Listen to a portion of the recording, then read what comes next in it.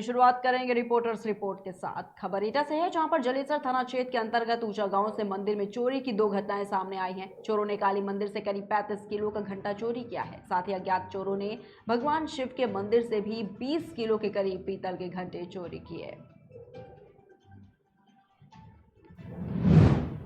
खबर उन्नाव से है, जहां पर मुख्यमंत्री के आदेशों की खुलेआम धज्जियां उड़ाई जा रही हैं। बताते कि ग्राम सभा हाजीपुर में अवैध तरीके से मिट्टी का खदान किया जा रहा है। यह खदान रात में चलता है, जिससे पास के किसानों को काफी मुसीबतों का सामना करना पड़ रहा है। बता दें कि किसानों के खेत के पास से मिट्टी के भरे हुए डंपर निकलते हैं, जिससे किसानों के खेत क्षतिग्रस्त हो रहे हैं, लेकिन शासन प्रशासन कोई कार्रवाई नहीं कर रहा है। खबर काशी से है, जहां गंगा के तट की स्वच्छता के लिए नमामि गंगे ने दशाश्वमेध से शिवाला घाट तक जन जागरण किया है। बता दें कि नाव के द्वारा लाउड स्पीकर से स्वच्छता जागृति फैलाई गई। वहीं नमामि गंगे काशी क्षेत्र के संयोजक राजेश शुक्ला ने गंगा स्नान और घाटों पर भ्रमण कर रहे लोगों से स्वच्छता बनाए रखने की अपील की। हर हर महादेव और गंगा मैया की जय के उद्घोष से गंगा तक गूंज उठा।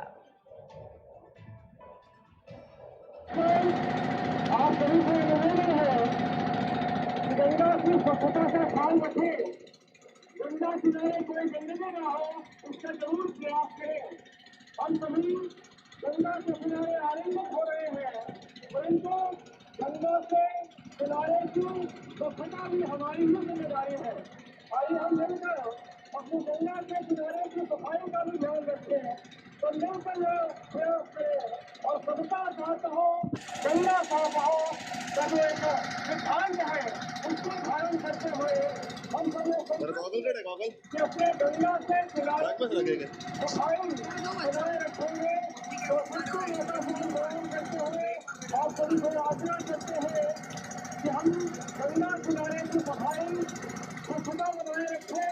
किसी से भी कोई गंदगी हो तो उसको बताएं, कोई गंदगी करता हुआ दिखाई दे तो उसको रोके। हम सभी आप सभी को आग्रह करते हैं, गंगा किनारे की स्वच्छता बनाए रखना हम सभी की जिम्मेदारी है। थाना खबर शाहजहांपुर से है, जहां दबंगों ने पूर्व कोटेदार का गोलियों से भूनकर हत्या कर दी। घटना में परिवार के 4 अन्य सदस्य भी घायल हो गए हैं। आरोप है कि दबंग पूर्व प्रधान और उसके बेटों ने जमीनी विवाद के चलते घटना को अंजाम दिया है। वहीं घटना के बाद से गांव में तनाव का माहौल है। फिलहाल पुलिस बल गांव में तैनात कर दिया गया है और पुलिस आगे की कार्रवाई में जुट गई है। घटना थाना निगोही क्षेत्र के पिपरिया उदय भानपुर गाँव की है। थाना निगोही अंतर्गत ग्राम पिपरिया उदय भानपुर में आज प्रातः आपस में पट्टीदारी में ही एक रास्ते के विवाद को लेकर झगड़ा हुआ, जिसमें राधे श्याम का परिवार और मेवाराम के परिवार के बीच में, जिसमें राधे श्याम को मेवाराम द्वारा अपने लाइसेंसी वेपन से फायर किया गया, जिसमें राधे श्याम की मृत्यु हो गई अस्पताल में।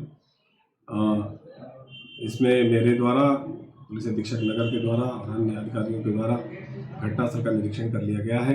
मौके पर शांति व्यवस्था कायम है। जो मृतक के पक्ष से तहरीर के आधार पर अभियोग पंजीकृत कराकर अग्रिम वैधानिक कार्रवाई की जाएगी। जो इसमें मुलजिम है, मूलतः इसमें मेवाराम और उसके 2 पुत्र और साथ में जो लाइसेंसी वेपन है जिससे ये घटना कारित की गई, वो बरामद कर ली गई है और इनको हिरासत में लिया गया। पूछताछ हो रही है और तहरीर के आधार पर।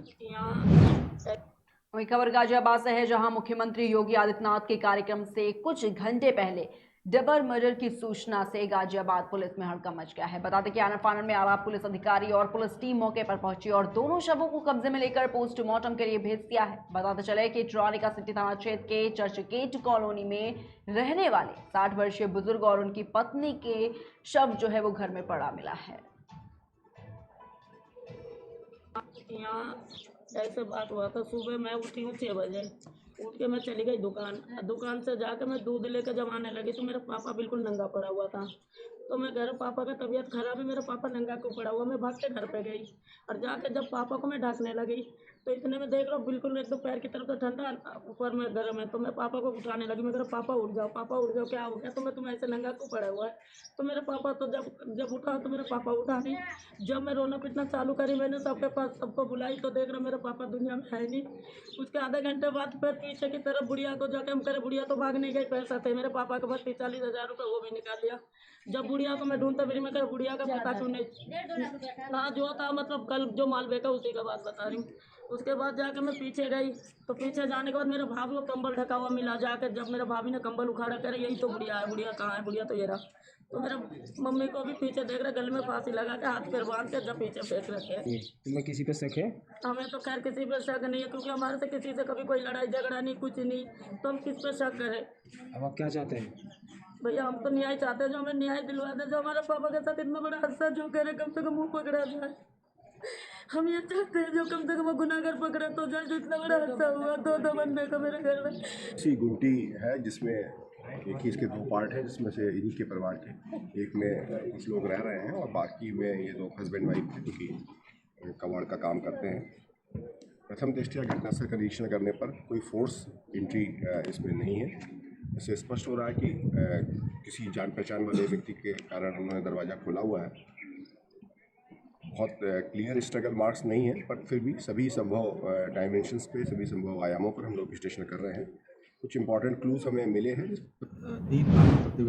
वही खबर झारखंड के चतरा से है, जहां पुलिस ने टीएसपी से उग्रवादी संगठन के 2 सदस्यों को हथियार के साथ गिरफ्तार किया है, साथ ही साथ जेल भी भेज दिया है। पकड़े गए दोनों उग्रवादी थाना क्षेत्र के बेती गांव के रहने वाले हैं और इन दोनों उग्रवादियों के पास से पुलिस ने एक देसी लोडेड पिस्तौल और 5 जिंदा कारतूस और 2 मोबाइल सेट भी बरामद किए हैं। 3 कांड प्रतिवेदित किए गए थे। इन तीनों कांडों के उद्भेदन और उग्रवादियों की गिरफ्तारी हेतु पुलिस अधीक्षक चतरा के निर्देशानुसार मेरे नेतृत्व में एक टीम का गठन किया गया था। इस टीम के द्वारा पिछले 3 महीने में लगभग 7 टीएसपीसी के सक्रिय सदस्यों को हथियार एवं रंगदारी में प्रयुक्त मोबाइल एवं अन्य आपत्तिजनक सामानों के साथ गिरफ्तार किया गया है। इसी कड़ी में कल टीएसपीसी संगठन के 2 सदस्यों को एक देसी लोडेड पिस्टल एवं 5 जिंदा गोली के साथ पीपरवार क्षेत्र से गिरफ्तार किया गया है। इनकी गिरफ्तारी से इस संगठन में जो अभी सक्रिय अन्य सदस्य हैं उनका सत्यापन हुआ है। ये दोनों सदस्य अभी हाल में इस क्षेत्र में एरिया कमांडर के रूप में सक्रिय विनोद महतो उर्फ मुरारी जी एवं अनूप जी के निर्देश पर ये लोग यहाँ पर घटना को अंजाम देने के फिराक में आए हुए थे, जिसे गुप्त सूचना के आधार पर गिरफ्तार किया गया। वो जो गिरफ्तार अभियुक्त हैं, इनका नाम एक का विक्की गंजू है, जिसका आपराधिक इतिहास है, पूर्व में भी यह नक्सल केस में जेल जा चुका है खलाड़ी थाना से। दूसरा सुनील गंजू है, इसका भी आपराधिक इतिहास है और पीपरवार थाना से ये जेल गया है। इन दोनों की गिरफ्तारी कर आज इन लोगों को न्यायिक परीक्षा में भेजा जाएगा। वही खबर जानगढ़ के चतरा से है, जहां पर पीपरवार कोयला अंचल क्षेत्र के बचरा बस्ती फुटबॉल मैदान में रेनबो क्लब के द्वारा आयोजित 5 दिवसीय फुटबॉल प्रतियोगिता का फाइनल मुकाबला जीतकर जानगढ़ फुटबॉल क्लब की टीम ने खिताब अपने नाम किया है। प्रतियोगिता का शुभारंभ कार्यक्रम के मुख्य अतिथि विधानसभा के पूर्व प्रत्याशी और आजसू के केंद्र सचिव रोशन लाल चौधरी और विशिष्ट अतिथि पंचायत के पूर्व मुखिया मीना कुमारी के द्वारा फीता काट कर किया गया। खबर शाहजहांपुर से है, जहां वन विभाग की मनमानी से नाराज किसानों ने सीएम योगी आदित्यनाथ से मदद की गुहार लगाई है। बता दें कि किसान अपने हाथों में सीएम योगी की तस्वीरें लेकर धरना कर रहे हैं और उनसे न्याय की मांग कर रहे हैं। आरोप है कि 70 साल से उनके नाम दर्ज खेती को वन विभाग मनमाने ढंग से उनसे छीन रहा है। वहीं वन विभाग के अधिकारी भी जमीन को अपना बता रहे हैं। माननीय योगी जी से ये प्रार्थना है कि जो वन विभाग वाले हमारे उत्पीड़न कर रहे हैं, हमारे सब कागजात हमारे पक्ष में होते हुए भी जो हमारा उत्पीड़न किया जा रहा है उसको रोका जाए और माननीय योगी जी हमारी फरियाद सुने। और योगी जी किसानों के लिए बहुत अच्छे कार्य कर रहे हैं, किसानों की आय बढ़ाने के लिए बहुत अच्छे कार्य कर रहे हैं। हमारा ये जो उत्पीड़न हो रहा है इसको रोका जाए, यही है हमारी प्रार्थना है। हम लोग का उत्पीड़न इस हिसाब से किया जा रहा है कि सारे कागजात हम लोग के हक में होते हुए भी वो इस चीज़ को वन विभाग मानने को तैयार नहीं है, ना प्रशासन मानने को तैयार है। जबकि 1950 सन 1358 फसली जो है उस तब से हम लोग इस ज़मीन पर काबिज हैं और हमारे नाम ये ज़मीन जो है हम लोगों ने रजिस्ट्री करवाई थी बाकायदा। इसकी 3 जगह रजिस्ट्री हो चुकी है और इस पे बैंकों से लोन वगैरह सब कुछ लिया गया, कभी किसी तरीके की दिक्कत नहीं आई, हर चीज़ मानने को, लेकिन वन विभाग इस बात को मानने को तैयार नहीं है, जबकि उनके पास कोई भी ऐसा कागज़ नहीं है कि जिसमें उनकी ज़मीन उनकी दर्शाई गई हो। ऐसा हम लोग इसलिए कर रहे हैं कि माननीय योगी जी और माननीय मोदी जी दोनों ही किसानों के पक्ष में हमेशा खड़े रहते हैं। रात दिन वो ये कोशिश में करते हैं कि किसी तरह से किसानों का उत्थान किया जाए, किसानों का उद्धार किया जाए। तो इसलिए हम लोग की माननीय योगी जी से अपील है कि वो हम लोग के इस व्यथा को सुने और वन विभाग द्वारा जो हमारा उत्पीड़न, नाजायज उत्पीड़न किया जा रहा है, हमारे सारे कागजात हमारे हक में होने के बावजूद भी हम लोग को ज़मीन से बेदखल करने की कोशिश की जा रही है, तो उसको रोका जाए। और वन विभाग द्वारा हाई कोर्ट माननीय उच्च न्यायालय के आदेश दिनांक 20/10/2022 को भी जो पालन नहीं किया जा रहा है। नहीं, जो बरबटपुर की ज़मीन की आप जो बात कर रहे हैं, वो ज़मीन शुरुआत से ही वन भूमि ही थी। जितने भी दस्तावेज हैं, सरकारी दस्तावेज, उनमें वो वन भूमि के नाम से ही दर्ज है और उस पर ना तो चकबंदी की जा सकती थी, जिसकी कार्रवाई पहले शायद हुई होगी कभी, बट अभी जो उसका स्टेटस है वो वन भूमि ने वो अपनी ज़मीन पे प्लांटेशन कराया, सिंपली कब्जा लेके, क्योंकि उस पर अवैध कब्जा विपक्षी द्वारा कराया गया था। अभी उसमें विपक्षी द्वारा, क्योंकि उनके पास पूरा अधिकार है, उन्होंने एक रिट याचिका हाईकोर्ट में लगाई है, जिसके लिए 23 तारीख को सुनवाई होनी है और हम केस लड़ रहे हैं। अब पालिका में जो नगर में वहीं खबर औरैया से है, जहां पर नगर पालिका परिसर में पहुंचकर वार्ड सभासदों ने हंगामा काटा है। उनका यह आरोप था कि पालिका के द्वारा अपनी मर्जी के अनुसार कार्य कराया जा रहा है और जब वह अपना कोई प्रस्ताव देते हैं तो पालिका के अधिकारी बजट न होने का हवाला देते हैं और इसके अलावा वार्ड में लगाए जा रहे सांकेतिक बोर्डों पर भी सभासदों ने आपत्ति जताई है। अब पालिका में जो नगर में पूर्व एक प्रस्ताव दिया गया था कि नगर में संकेतक साइन बोर्ड लगने, जो नगर में संकेतक जो साइन बोर्ड लगाए जा रहे हैं उनमें बहुत खामियां हैं। ना तो उनमें एरो का निशान है, ना वार्ड के सम्मानित सभासद का उसमें नाम और नंबर है। जो इसके लिए हम लोग अभी पूरा सदन हमारा शासी अधिकारी से बात की, उनसे 2 टूक बात की गई है कि या तो उक्त साइन बोर्डों में आप सभासद का नाम नंबर अंकित कराएं और एरो के निशानों को सुधार कराया जाए, अन्यथा साइन बोर्डों को हटा दिया। नगर में चल रहे हैं, जहां कार्य की आवश्यकता नहीं है वहां चल रहे हैं, व्यक्ति विशेष के माध्यम से ये कार्य चल रहे हैं। न सभासदों से पूछा जा रहा, न उनसे कोई जानकारी ली, न कोई राय, न मशवरा। वार्ड को साफ सफाई को लेकर क्या व्यवस्था है? वार्ड को साफ सफाई को लेकर पूर्व में ईओ साहब ने एक मीटिंग की थी, अनौपचारिक मीटिंग थी। उस मीटिंग में ईओ साहब ने बताया था कि हम एक टीम बना के, एक रोस्टर बना के हम कार्य कराएंगे। वो उस कार्य में बिल्कुल विफल रहे।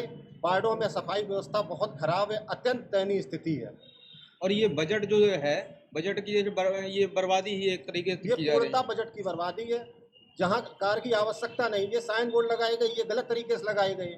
अब ये अगर हटा दिए जाएंगे तो जनता का पैसा जाएगा इसमें। अभी बोर्ड के सभासद सभी काफ़ी संख्या में हमारे पास जो लोग आए हैं, उनकी मुख्य समस्या यह है कि नगर में रिफ्लेक्टिव बोर्ड लग रहे हैं, उसमें हमारा नाम नहीं है और जहाँ पर बोर्ड लग रहे हैं वो स्थान भी हमसे चयनित नहीं कराया गया है। इसमें संशोधन की आवश्यकता है। सर, यही समझ सकता कहना कि जो बोर्ड लगे हैं, क्या आपके माध्यम में आपकी जानकारी थी समझ में? जो ये प्रस्ताव गया है ये पूर्व से है और हम अभी अगस्त में आए हैं जी, लेकिन जो अभी इनका सुझाव आया है उस पर हम विचार विमर्श कर इसमें संशोधित करें। वही खबर प्रयागराज से है, जहां पर हंडिया तहसील के बड़गांव में काफी दिनों से एक ही गांव में डटा लेखपाल की बदौलत जो विवाद है वो लगातार गहराता जा रहा है। तो बताना चाहेंगे कि काफी दिनों से एक ही गांव में डटा लेखपाल की बदौलत विवाद गहराता जा रहा है और चकमार्ग की पुनः पैमाइश होने से गांव में 2 पक्षों में भी विवाद बढ़ गया है। वहीं आपको बताते चले कि इस मामले में ग्रामीणों ने PIL दाखिल की है। वहीं गांव में तैनात लेखपाल ने यह भी बताया है कि अगर चकमार्ग को ध्वस्त किया गया तो जांच कर कार्रवाई की जाएगी। 2500 वर्ष पुराना चकमार्ग बना हुआ है, उसमें जो कुछ लोग उसमें व्यवधान पैदा कर रहे हैं, नहीं बनाने दे रहे हैं। इसकी कहीं शिकायत? इसकी शिकायत हमने हाईकोर्ट PIL दायर किए हैं। अब क्या लेखपाल राजस्व टीम क्या कार्रवाई कर?